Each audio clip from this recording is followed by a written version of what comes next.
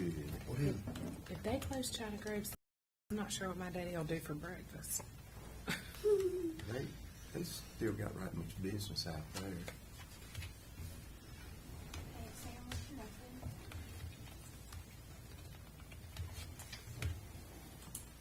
And it says it is live.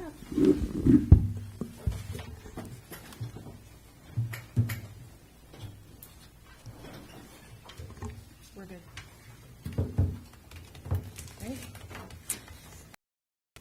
Good evening. I'd like to welcome everyone who might be viewing and those who are here live. We appreciate you coming and or tuning in tonight for the Town of Landis board meeting. If I could ask everyone to please stand, we will say the Pledge of Allegiance, have a moment of silence, and then the Pledge of Allegiance.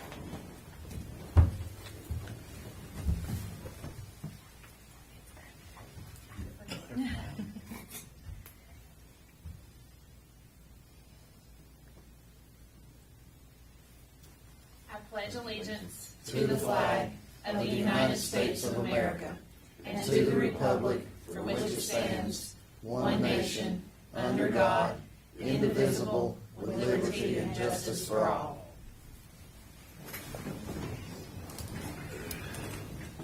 All right, at this time, we will move to adopt the agenda. We need to make an amendment, 13A.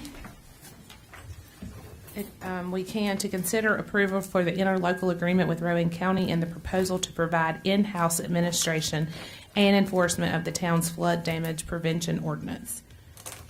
Do I have a motion? Mayor and Board, I move that we adopt tonight's agenda. I'll second that. Any questions? All those in favor? Aye. We will move to number 5, citizen comments. Ms. Seifert, who do we have on our list tonight? We have Miss Nadine Cherry.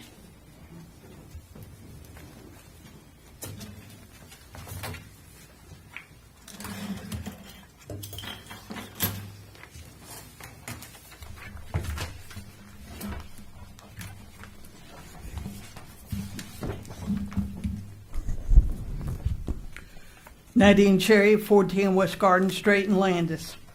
When I spoke during last month's meeting about calling the non-emergency number, asking for an officer to come to the address I was calling from to be able to speak about the ATV and dirt bike, one being ridden on the sidewalk and the other being ridden in the street. The officer came riding by but did not stop. I have spoken to Mr. Lachetti about this, and he took the time to look this up under CAD. He told me the person who took the call did not tell the Landis police officer that I wanted to speak with him. I have said this to say the write-up in the minutes that will be approved tonight where I spoke is incorrect. It states that I was at home. No, I was not at home when I made that call. I just happened to be at another residence located in this town. I would appreciate it if this is corrected. Can you give us the address of where you were located, please? It was 301 Central Avenue, South Central. I would like to know if this is going to be corrected. As far as the passive park is concerned, I do not remember any of you on this board at any of the meetings held years ago. You will put people on the committee who does not give a hoot about it. My last thought, sign up for the 2 open seats for this November's election. We'll close at 12 p.m. this Friday.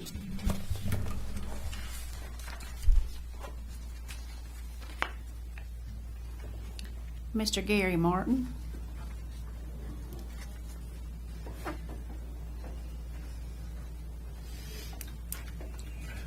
Gary Martin, 301 South Central Avenue. I've got 2 concerns. One that I've been aware of, why the police officers coming by at 2 and 3 o'clock in the morning, shining the bright spotlight right through my windows. It's been going on for 3 weeks. I called 911, dispatched the officer back to my house and asked him personally, why are you shining these lights through my house? His answer was, I didn't shine the lights through your house. Oh, yes, you did. I've got witnesses. They were in my house at that time, but I'm in the front room watching TV and a light come through. It come all the way down from one end of the road all the way back. Another concern is these mailboxes that y'all, well, I've been concerned for the mail lady is coming up on the driving up on the curves right there at the apartments across the street. This morning, about 9:30, my mail run. She missed my mailbox about that much up on the side. But yet, Mother, you told me out of your own mouth in my front yard that I couldn't put nothing up to block the trucks coming through, cutting my yard. You remember that comment? Yeah, there's a right of way. Right, but what's the difference if somebody hit my mailbox? You told me I'm reliable for if I put something up and somebody hits it, I'm reliable. So what's the difference? There's no difference. If they hit my mailbox and tear it up, I'm reliable. You said that I'm reliable for it. My question is this, that's my property. You don't pay the taxes for my property. So how can you sit here and tell me that I can't put nothing on my property? That's my property. I pay the taxes on that property. You don't. You can talk to the post office about that concern. That doesn't concern But if us. it's on my property line, I can put what I want to on there. Thank you.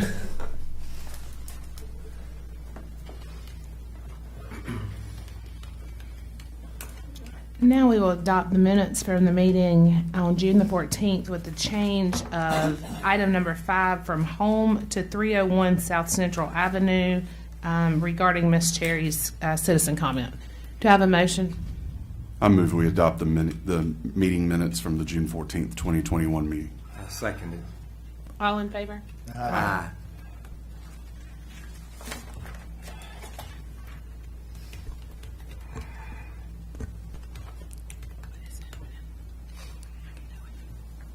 No, So, getting feedback. Sorry, I was trying to figure out. Go ahead. We will move to number 7, and Ms. Seifert will take that. so number 7 is consider a contiguous voluntary annexation request from the Roach family. We have with us here tonight. Diane, can you slide this more in front of you? It's kind of hard for me to hear you too. We have with us tonight Mr. Rick Flo, and he will be walking us through this process. Okay.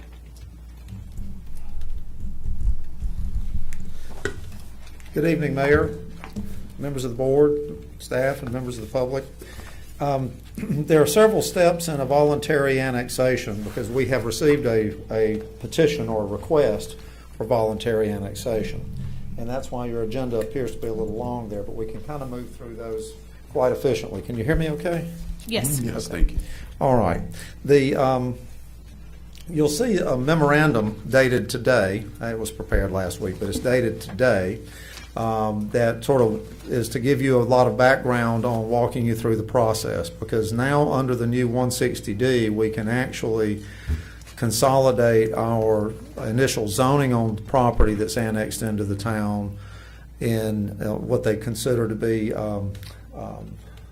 in concert with, if you will, the annexation process. In the old days you went all the way through the annexation and then you applied zoning. So that memo is intended to try to help explain it, and I'll sort of give you a little bit of an overview. To annex property, it requires 2 meetings by the governing board.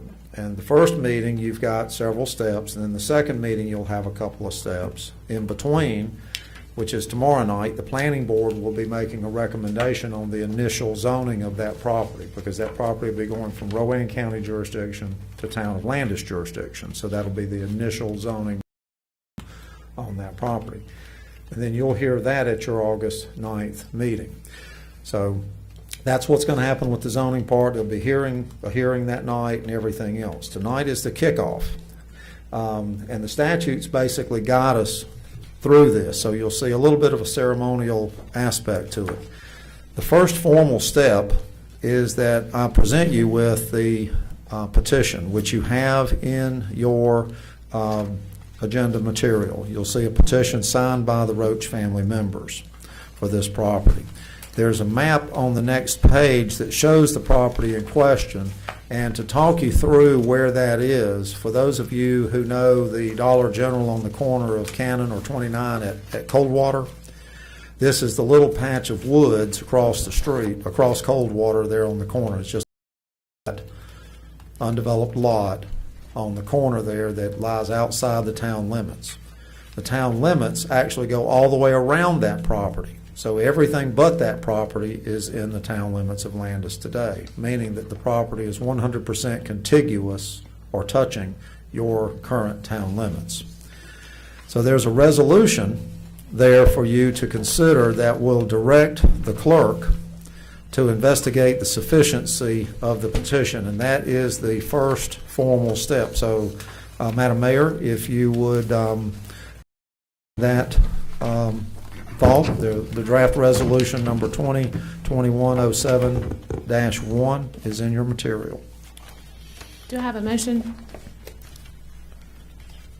Mayor and Board, I move that we consider the resolution directing the clerk to investigate an annexation petition pursuant to Article 4A, General Statute 168, governing contiguous annexations. I'll second. Do we have any discussion? No. All those in favor? Aye. All right, that is the very next step. The step that immediately follows that, if I may approach, Mayor, and I will try to speak loud enough to be picked up, I am going to present to you the executed certification of sufficiency for the petition. To you. Okay, If I this come goes to to you- Amber. Oh, Okay. oh, Amber. Okay. You don't need to talk though, right? Okay.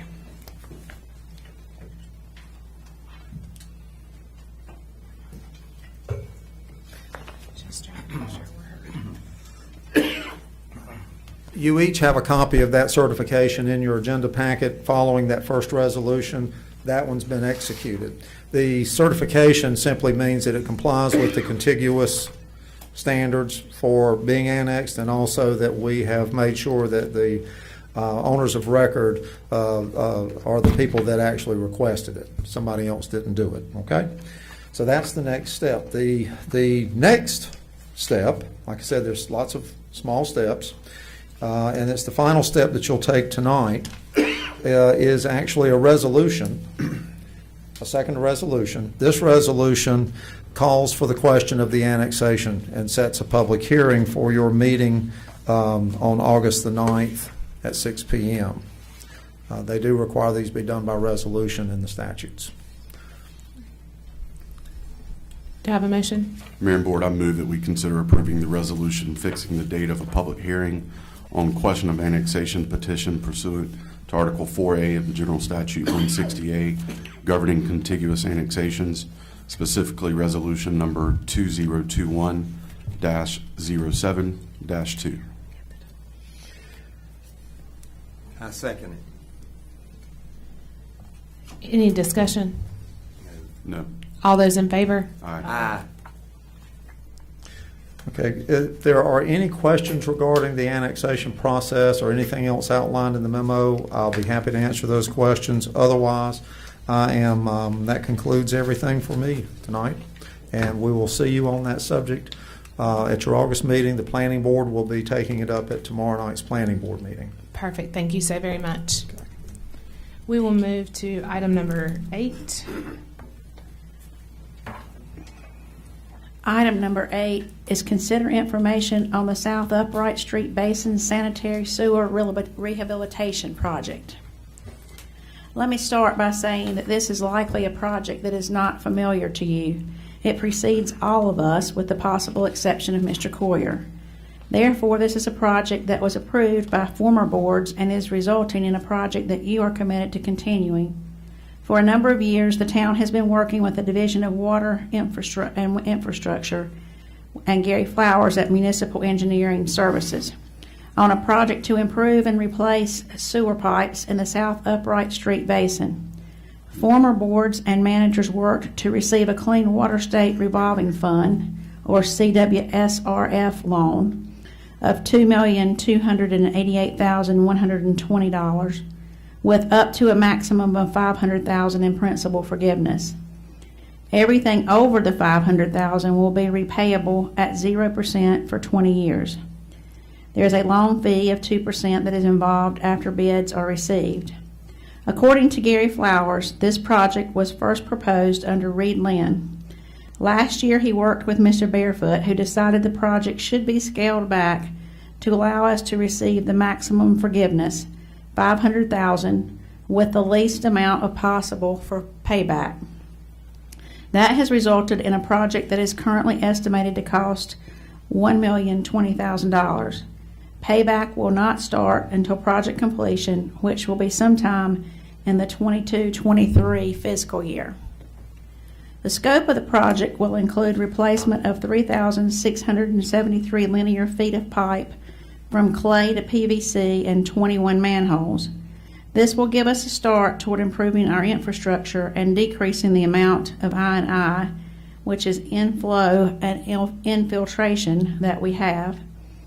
I&I results in us paying sewer processing fees for rainwater that gets into our system.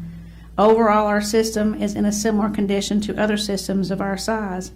That is not necessarily good news, but it is a known issue not only in North Carolina, but across the country. Attached are previous documents from other administrations, emails, an RFQ that is currently on our website, and a letter that I will be sending to the General Assembly and Local Government Commission tomorrow. I wanted to bring this to your attention because I was not sure that you were familiar with this project, but it was something that we committed to and that you guys committed to, or not you personally, but the board committed to a number of years ago. So Mr. Barefoot decreased it so that we'll get basically $500,000 for free, and then we'll be on the hook for about that same amount or a little bit more. So I wanted to let you know, the good news is that this will replace some of our oldest pipes in town. Right now, a lot of those are breaking down, which means that they are letting in groundwater, especially when it rains, and then we pay to process that.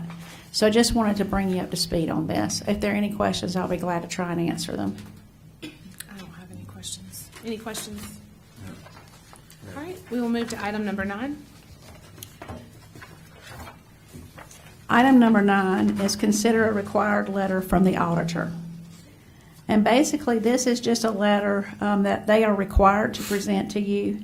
It outlines their responsibilities, scope, and proposed timeline. The letter is informational and no action is required. Thank you. Item number 10.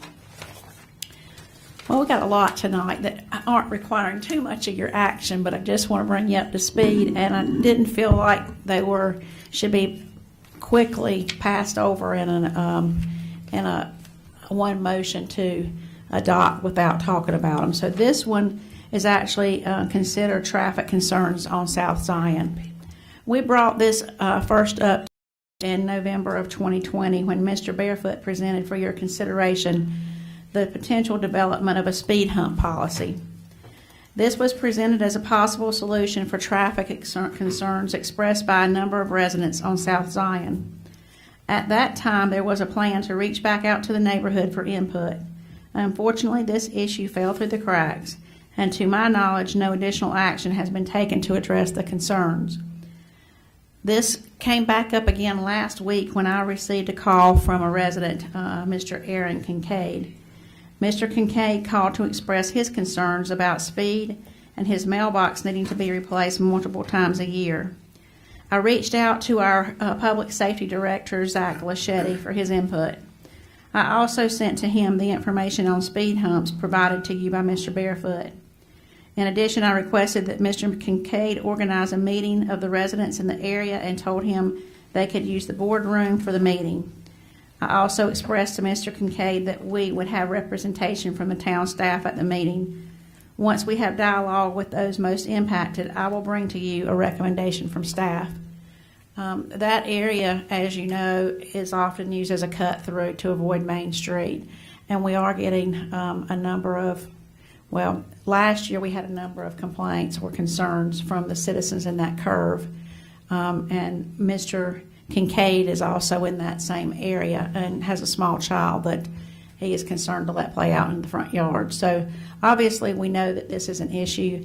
It's just a matter of what is the best idea to move forward and address it. Daryl's got a recommendation.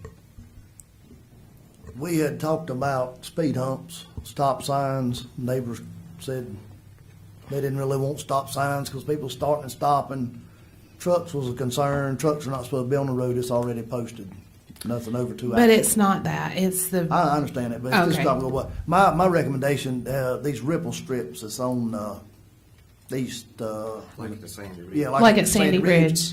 Maybe a little more so than what's there. So- Do it at like That'll 100 get your yards, attention. 50 yards before the curve.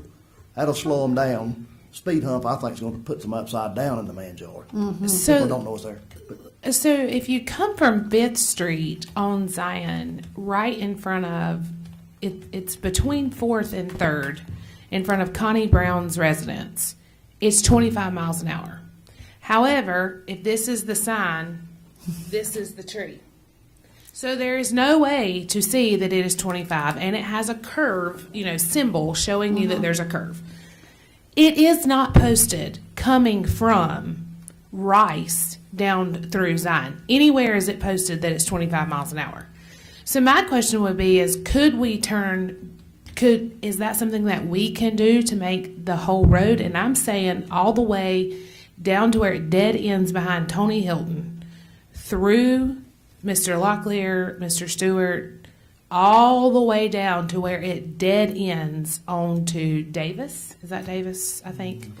25 miles an hour, and just see what happens. It's 25 in front of my house, and there's people turning on 2 wheels. And then tromp it and go down Design Street. Yeah. I don't think anybody's going to pay any attention. Well- But the ripple strips, if you don't like it, get them up. Well, and I don't You got disagree. nothing to lose. I mean, it There's would nothing be to lose with the ripple strips. it would be better than. I mean, I hate to put stop signs. I mean, I hear they run the stop signs on Hope Street. I mean, They there's run behind my house. there's 3 or 4 They put them all down Highland. People run them. I mean, I don't know that will help. But I just wonder if changing that, asking Zach to patrol out there more. Yeah, I mean, there needs to be more patrol out there. I mean, if this is a continuous issue, there needs to be more police officers out there stopping people. I spoke with one of our officers one day, and I called him, and he said he was working traffic on Zion. And I said, what kind of traffic? And he said, just watching cars sit there, and he said, I had less than a handful of They were on speeders. that end. They was down here in this curve. Oh, he was. Oh. Anybody speeding on that end. No, there's Them- definitely them nobody speeding ditches on where that the end. Sewer lines went across and it about throws you off the front seat. It You ain't got that, I'm not making a big deal. The ripple strips, so what? If it don't work out, That'd wake them up. Try. I mean, it'd wake them up. ain't Sure. no big deal, scrape them up, forget it.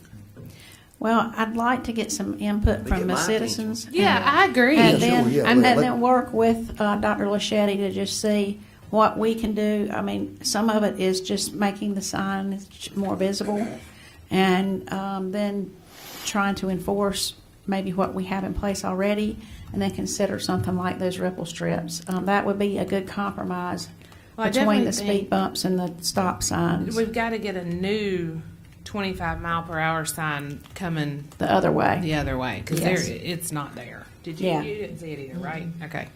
I've been out there. My girls are at horse camping, so I keep riding and doing a couple different things. But okay, so we will move to item 11. Item number 11. Consider information on budget amendments number 20 and 21. typically what happens at the end of the year is we should not have anything out of compliance or out of line with our budget ordinance. But our budget ordinance does not go line item by line item. It really pretty much puts it in there at a department level. I like to have those lines within each one of those departments to be in compliance when at all possible. So toward the end of the year, as we see all the expenses have pretty much come in, or we know what's left to come in, we'll go through and make a number of those interdepartmental budget amendments that we don't really have to bring to you. Tonight, I bring two to you. One of them is because we had an amendment that crossed departments for less than $5,000, and that I am approved to do, but I need to bring it to you as a matter of information. So that is happening tonight, and it is amendment number 20. It moves $2,500 from recreation and materials to general fund debt. And the reason that we needed to do this is when we voted a couple of months ago to pay off our loans, we ended up needing slightly more in an interest payment than we had budgeted to start with. It was just an error. So this fixes that. And then none of the entries on amendment number 21 cross departments or funds. However, there is an entry in the electric fund that increases salaries. I did not realize until reviewing the revenues and expenses on June 29th that we were short on salaries for the electric fund. In my opinion, this is not an ongoing recurring expense because it is at the end of the year. Typically, salary line item changes would require your approval. However, the recurring part of this line is properly allocated in the 21-22 budget. This was an oversight on my part, or out of an abundance of caution, I would have included it with the amendments presented last month. Please accept my apologies. You'll notice also that there are a number of amendments on each of these, but the rest of them occur within the same department. Yes. Are there any questions? I didn't have any questions. All right. We will move to item 12. Item number 12, consider resolution accepting American Rescue Plan funds and the corresponding grant project ordinance. So this is the beginning of us getting some funding that started at the national level, has now trickled down to the state level, and before we can receive that money, we have to accept. I have to get permission from you to accept it. And that's really what this first resolution does, is it accepts the money. And we are actually going to receive $1,072.58. The first part of that will come this year, and the second part will come in about the same time next year. So it depends on exactly, it probably will not come until the 22-23 budget cycle. But the second part of this sets up a revenue fund, and that allows us to not have to deal with it year over year with each budget. So once you decide how you want to spend that money, we'll set it up in the line items accordingly. This first ordinance is a very vague ordinance that basically just establishes the revenue and the expenditures. Once you decide how you want to spend those, we'll put line items in there that break that out, and it will just be a new addition or a new change, amended ordinance that then has more detail in it. Once we establish those line items, we don't have to come back year over year like we do with our general fund and our enterprise funds to get new budgets for those. It will just enable us to be able to go until the end of that project, which all those funds have to be spent by the end of 2026. All right. Do I have a motion? Mayor and Board, I move that we accept the resolution for accepting American Rescue Plan Act funds, resolution number 2021-07-3. I second Do we need to that. have further discussion on I the just, next ordinance, the grant project ordinance I would as just well? need approval of that grant project ordinance that basically sets out, the state is actually calling this the Coronavirus State and Local Fiscal Recovery Funds. Let's do those Yeah, separate. let's do those separate. Yeah. Okay. Okay, so I had a second on the first resolution. Any discussion on that? All in favor? Aye. All right, we will move to coronavirus physical recovery funds. Do I have a motion? Make a motion that we move forward with the COVID state and local recovery fund. Do I have a second? I'll second. Any discussion? All in favor? Aye. Thank you. We will move to item 13.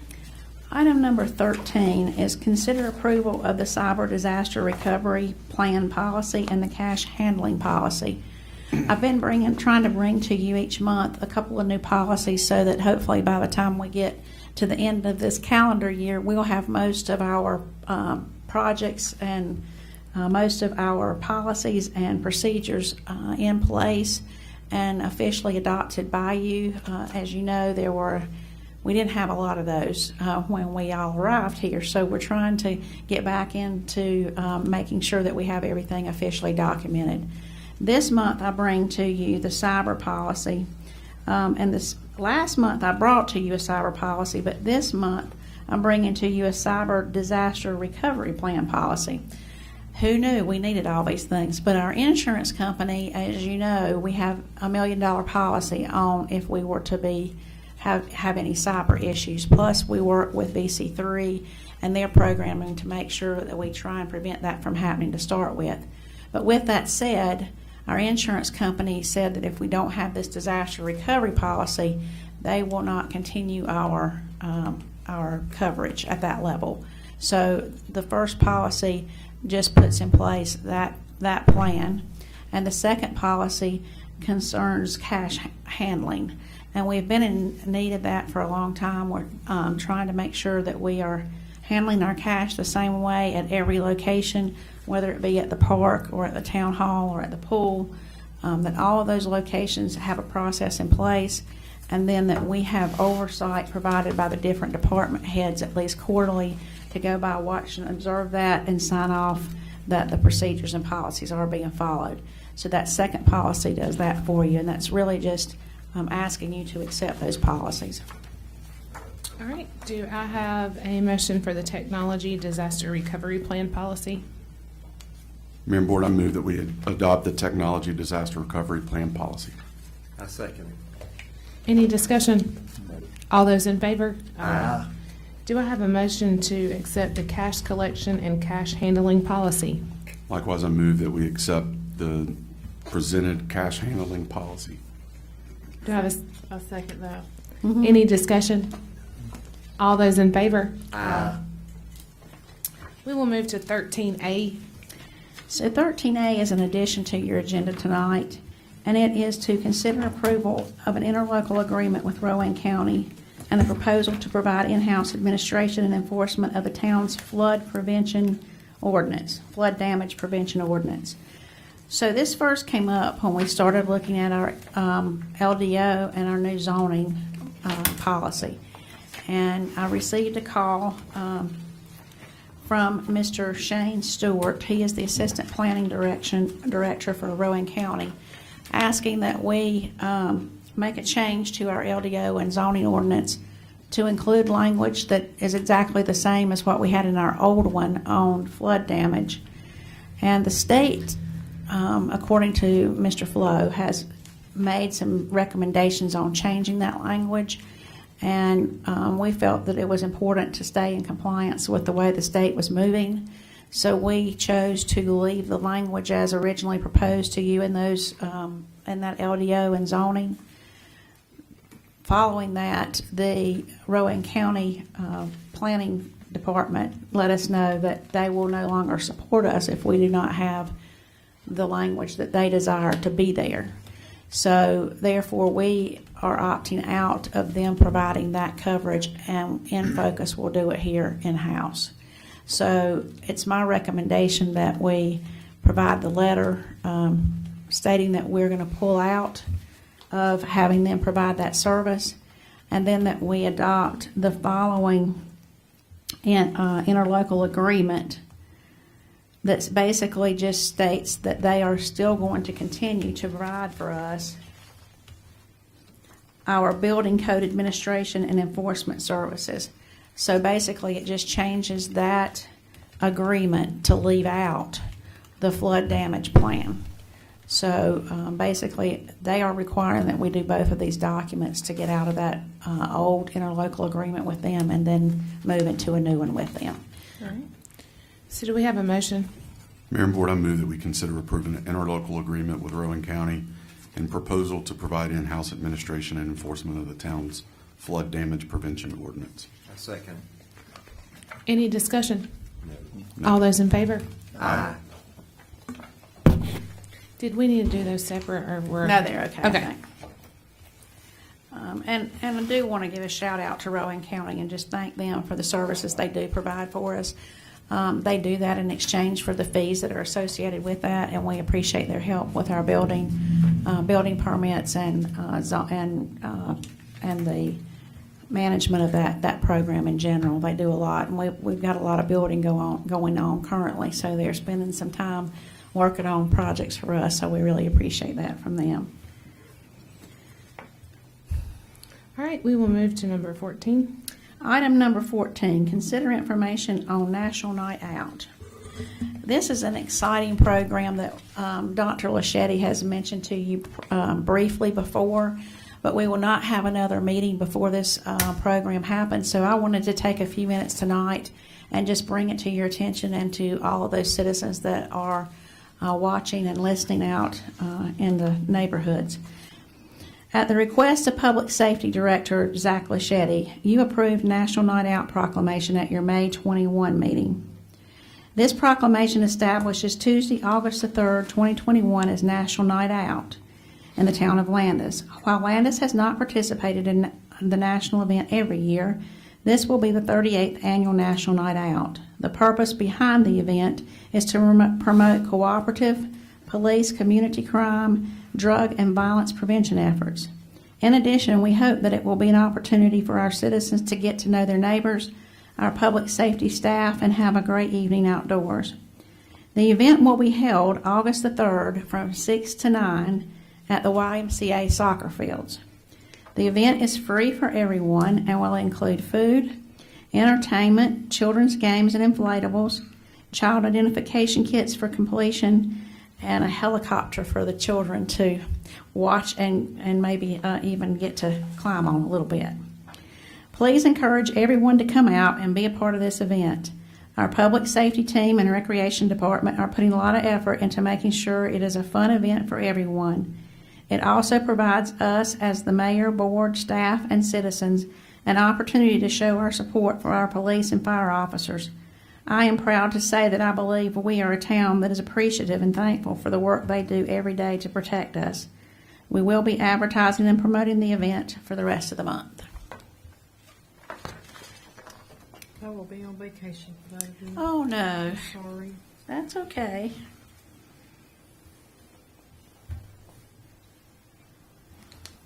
All right, at this time, we will move to item 15. Item number 15 is consider discussion of the passive park development. During the past month, I've received a request from several of you to get started on the development of passive park. The item is on the agenda for your discussion of how to move forward.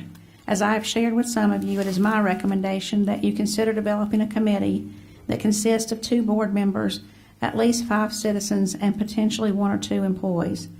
This committee would then report back to the board with recommendations for approval. And I'll just leave it to you to discuss and figure out how you want to move forward. All right. I know that this is something that was presented back in 2019 with a passive park layout. There was a grant that was written and was denied, and so at that point, I think it kind of went silence, and so it hasn't been talked about very much, and so it is something that Katie is very, very passionate about. She and I talk about it a lot. Would like to see some type of movement over at Passive Park and, give an area for our citizens. So with that, we need to kind of discuss where we would like to go with that. I would like to see at least 5 citizens. I do agree with Oh, that. yeah, I do too. I've had a couple people approach me. They're interested. I'm good with the 2 board members, and I would hope we could get at least Jessica involved with this project and another employee. I'm good with the recommendation. I would like to see this up and going soon, very soon. Yeah. We have a lot of ideas. We'd like to start with some fundraisers and things for this. Just a little back information.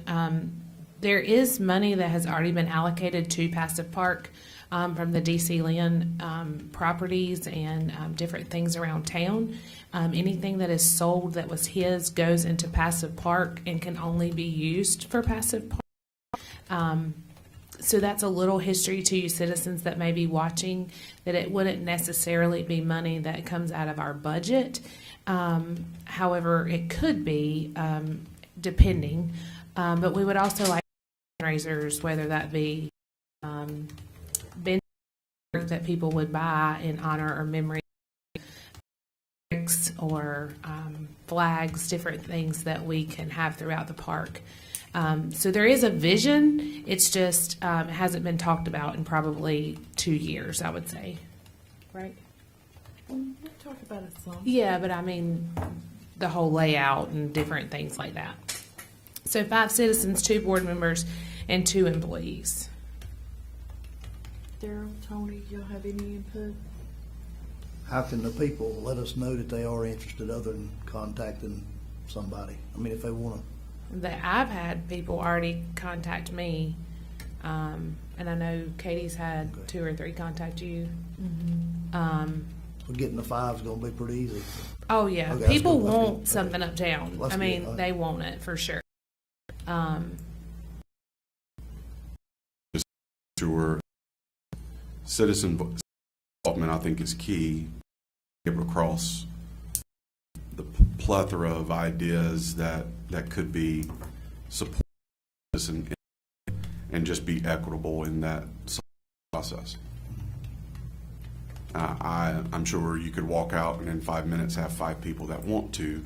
I think it just needs to be open, open and equitable, and then, the selection process accordingly.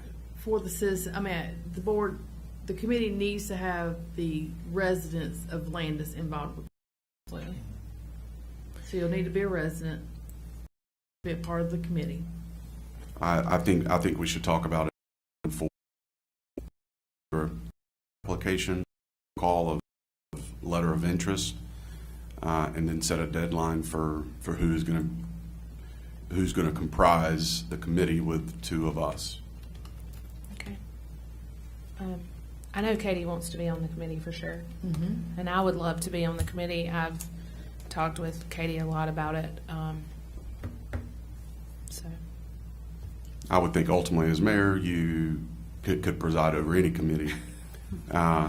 However, if we have enough funds to be able to at least initiate the process, and if there is involvement or active engagement from citizens that are interested, I say let's set a finite deadline. Say by next meeting. August Yeah, I'd say by I agree. Next 9th. meeting. Is that right? August 9th? 9th. Yeah. I would say my recommendation is to get the wheels moving, set the deadline for, we'll call it a quasi-application by August 6th, which is the Friday before the Monday meeting. Yes. And then that committee could get to work after our meeting on the 9th. So we want to wait until the 6th, or do you want to back it up just a few days so we can have all of those names in your Oh, agenda yeah. packet? We could do Fine with the like 3rd. the 4th. Yeah, like the 3rd, 4th. that That Tuesday. Tuesday or The Tuesday Wednesday is the 4th. the Tuesday is August the 3rd? That would be great. All right, so let's say August the 3rd, that all names need to be in by then, and that will give us a couple days to look through things Yeah, as a board. they'll be in our packet. And then Yeah. all final decisions will come to the board. Whatever the committee brings, it will come to the 5 board members before any action will be taken. So how would you like for people to submit their names? Either call or a letter to, or I mean, your email, our emails. Suffice to say, an email would be fine. Yeah. Yeah, Some written or verbal form of communication. yeah. Oh, yeah. Yeah. Emails go to That'll be Amber. Amber, Okay. yes. Okay. Who's the So- town clerk. Yes. Yes. That's Yes, a great That's idea, a great Amber. idea. Yes. Good job, Amber. So what, tomorrow on the page, that's interested, to send an email to Amber, and then we'll be good to go. Perfect. Now, 2 employees, I mean, like I said, Jessica, and then, I guess, Diane, if you want to pick another employee, or another employee who's interested, that would be great. Absolutely. I'll look at that, and it may even be that, that I would like to, Yeah. to Oh, serve, yeah. if that's okay. Yes, yes. So we'll look at that. I'll talk to Jessica, and if she has somebody else that she thinks would be critical to making that happen, then certainly I'll step aside and let that happen. But if not, I'll be glad to do it. Whoa, I'm sorry, that was a I have reached little back lightning to the out there. family, and I am waiting.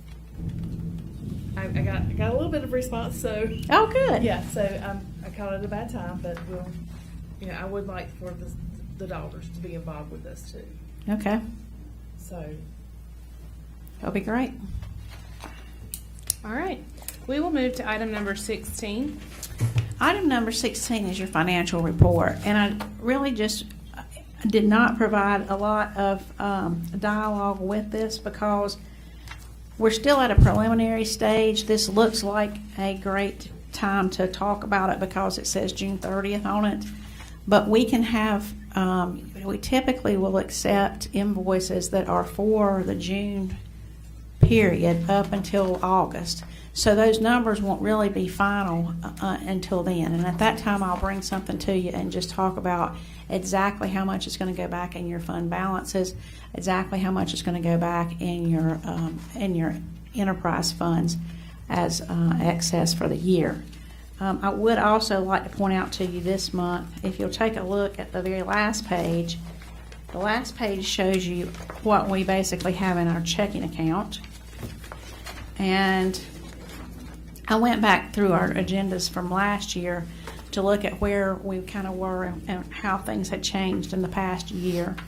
And the first one I came to was from September of 2020. And in September of 2020, we had about $2 million less than we have currently in the bank. So over this past less than a year, our bank balances have gone to a total of $5,800,789.35, and that includes us being able to pay off those loans.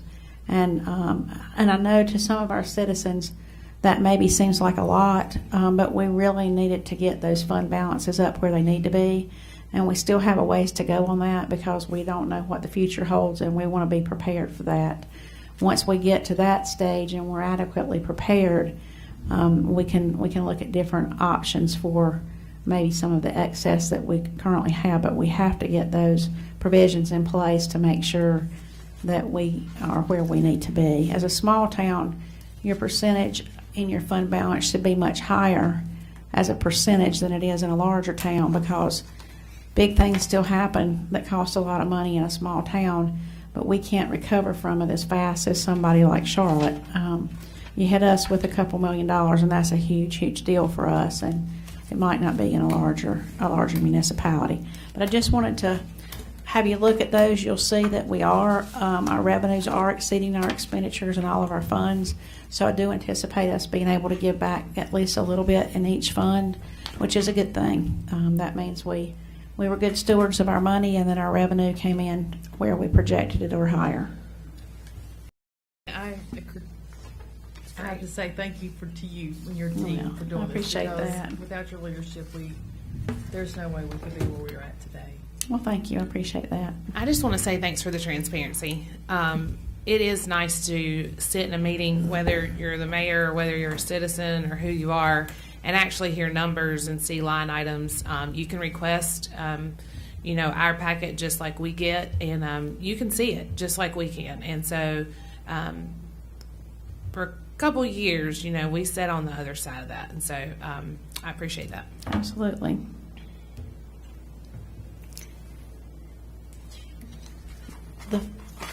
We're all a little concerned here because the weather outside is it's raining really hard, and there's lots of thunder and lightning, and there's alarms going off in the background. Yeah. So hopefully they'll come get us if it's anything too important. No, it's not here. You're good. But All right, we will move to 17, manager report. So, in addition to the items that we've talked about tonight already, I would like to take this time to update you on a few more things. First of all, I am proud to say that we now have our first public safety officer. Dakota Toms came to us with qualifications when he applied, but we wanted to make sure that we were ready to implement that program prior to putting him in that position. Dr. Laschetti, the Public Safety Director, has researched and talked with other public safety departments throughout the state and is ready to move to a more comprehensive program that involves employees at the officer level. He's been working with Amber Levi, our Human Resources Officer, to make sure that we have what we need in place from a position standpoint and from a salary standpoint as well. In addition to Mr. Toms, we also have a fireman that will be attending BLET school in the fall. Once he has successfully completed that program, he will become our next public safety officer. Bottom line, Zach is building a first-class public safety organization.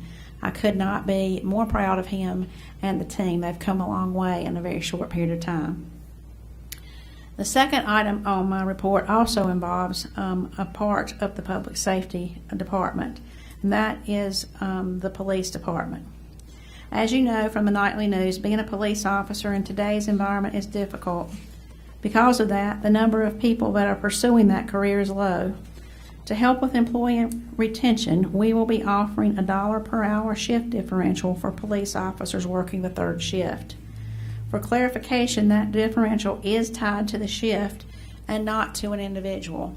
So for anyone who works that third shift, they will get an extra $1 in compensation per hour, and that will be for whoever is on that shift working that time.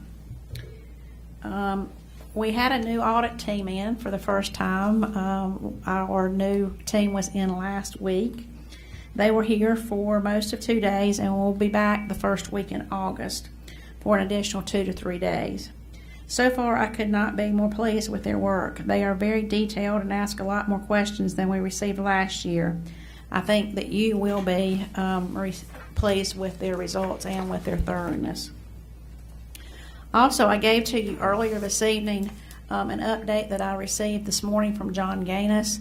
John handles our code enforcement, and so I wanted to get you this update. You'll see on there where we are with everything that's been reported to him. I would also just like to ask our citizens for some patience. It's difficult when you have an issue close to your home that's impacting you to be patient. John is working really hard to address all of our concerns, but it is unfortunately a lengthy process, and we have to give those property owners that are out of compliance an opportunity to bring their site back into compliance before we can move forward with our own teams to take care of that. So if you're concerned, don't hesitate to give us a call back, and we'll let you know where we are with that particular piece of property. But just so you know, once an issue is addressed and that person receives notification that they're out of compliance, they have a minimum of 2 weeks, and John will set that date, but to get their property back in compliance. And then at that point, we can move toward hiring out and receiving the necessary skills to do the appropriate cleanup. But it is a bit of a process, and we just appreciate your patience as we work through that. The grass doesn't stop growing, even though we're having to wait 2 weeks. So, we have also been working to fill two key positions on our leadership team: the Public Works Director and the Finance Officer positions.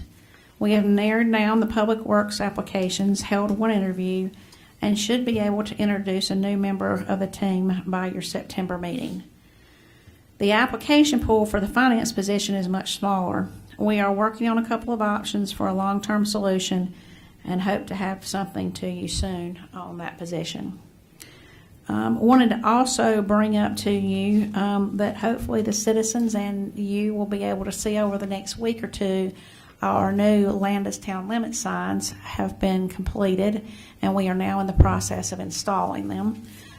They look very much like the seal that is behind the mayor there, and except it says city limits on it. The signs are actually shaped like our town logo, so they're not rectangular like a lot of town limits, and I think that you'll be pleased at their quality. They've turned out really nice, and I look forward to having them installed. Our streets crew is in the process of doing that, and it will take them a little while. They're fairly heavy, and it's not an easy process, especially in the heat. But keep an eye out. You should see them soon. And finally, a number of you asked for a drug and alcohol policy along with a drug screening policy for our employees. As we have researched this subject, we found that this topic is not as simple as it seems. While private employers can require any type of random or scheduled drug testing, that is not true for public employers. We are working on both these policies, and we'll have them for you next month, but we want to run them by our town attorney before we bring them to you, and also by the League of Municipalities. They have a special group that handles personnel issues, and we'd like for them to look at that policy prior to bringing it to you to make sure it's in line with what they're seeing across the board. So we will have that for you next month. As always, thank you for the opportunity to serve this community. I also want to thank all of our town employees. They continue to amaze me daily with their dedication, care for each other, and desire to do the right thing. So many of them go above and beyond what the position requires on a daily basis. I am fortunate to work with them and with you. Thank you so much. And do you have any questions or concerns, anything else I can answer for you? I did not. Anybody? All right, at this time, we will move to board comments. Mr. Overcash? I don't have anything. All right. Ms. Sells? I do not have anything. Okay. Mr. Coyer?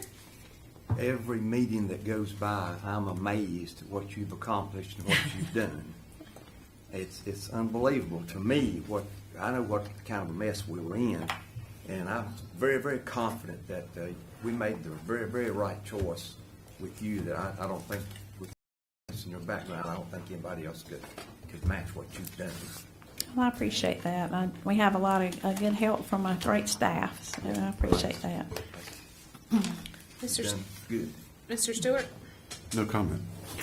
All right. At this time, we would like to thank everyone who was Madam Mayor, yes. if I could, several weeks ago, we mourned the passing of the Honorable Larry Ford. Mr. Ford was a son of Landis. He said that oftentimes. He was very proud of the fact. The position he most recently held was that of Superior Court Judge here in Rowan County. But if you spent a minute or two with him, it wouldn't take him long to get to the point in the conversation where he began talking about Landis.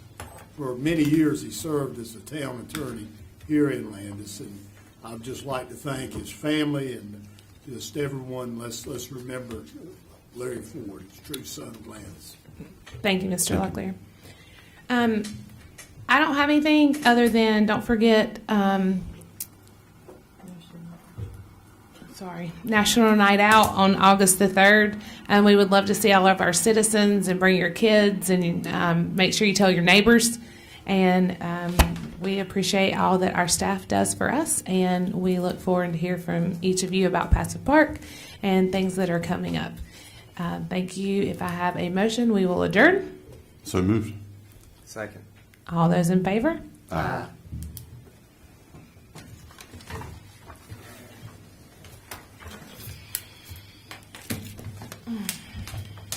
Thank you for our new books. No, absolutely. Thicker books, thank you.